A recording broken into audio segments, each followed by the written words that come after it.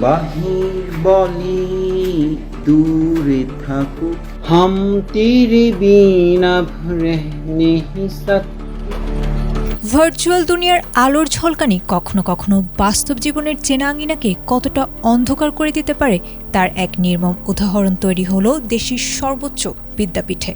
সামাজিক যোগাযোগ মাধ্যমের গোলক ধাঁধায় পড়ে ক্ষণিকের জনপ্রিয়তার যে জোয়ার তৈরি হয়েছিল তা শেষ পর্যন্ত এক শিক্ষাবিদের দীর্ঘদিনের চেনা ক্লাসরুমের দরজায় যেন বন্ধ করে দিল। সোশ্যাল মিডিয়ার পর্দার আড়ালে লুকিয়ে থাকা সেই সুরের আলোড়ন শেষ পর্যন্ত কেড়ে নিল বিশ্ববিদ্যালয়ের চেনা আঙিনা। কবিতা তুমি স্বপ্নচারিণী। ঢাকা বিশ্ববিদ্যালয়ের বাংলা বিভাগের অধ্যাপক চৌধুরী মোহাম্মদ তাশরিক ই হাবিবকে সব ধরনের একাডেমিক কার্যক্রম থেকে অব্যাহতি দেওয়া হয়েছে। সোমবার রাতে উপাচার্য অধ্যাপক ডক্টর ABM ওবায়দুল ইসলামের সভাপতিত্বে অনুষ্ঠিত সিন্ডিকেট সভায় এই চূড়ান্ত সিদ্ধান্ত নেওয়া হয়। বিশ্ববিদ্যালয়ের প্রশাসন সূত্রে জানা গেছে, বাংলা বিভাগের একাডেমিক কমিটির দেওয়া সুপারিশ ও তদন্তের ভিত্তিতেই এই ব্যবস্থা নেওয়া হয়েছে। সঠিক প্যাড আর সঠিক তথ্য দিয়ে কেশু সামলে নিব এক হয়ে। Monalisa sanitary napkin. গত কয়েক মাস ধরে ফেসবুক ও অন্যান্য মাধ্যমে শাহ আব্দুল করিম জেমস কিংবা ফজলুর রহমান বাবুর মতো জনপ্রিয় শিল্পীদের গান ভিন্নধর্মী সুরে পরিবেশন করে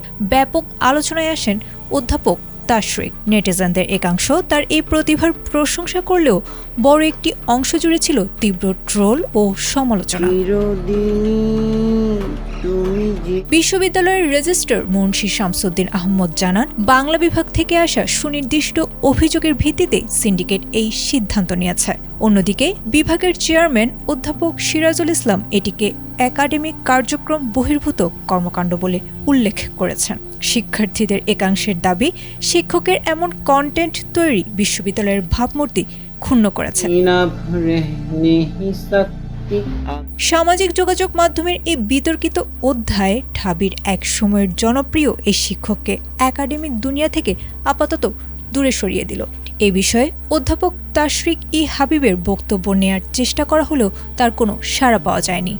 ভার্চুয়াল ভাইরালের এই খেসারত শিক্ষাঙ্গনে যেন এক নতুন বিতর্কের জন্ম দিল। বাহির বলি দূর। আয়েশা আক্তার, ATN বাংলা।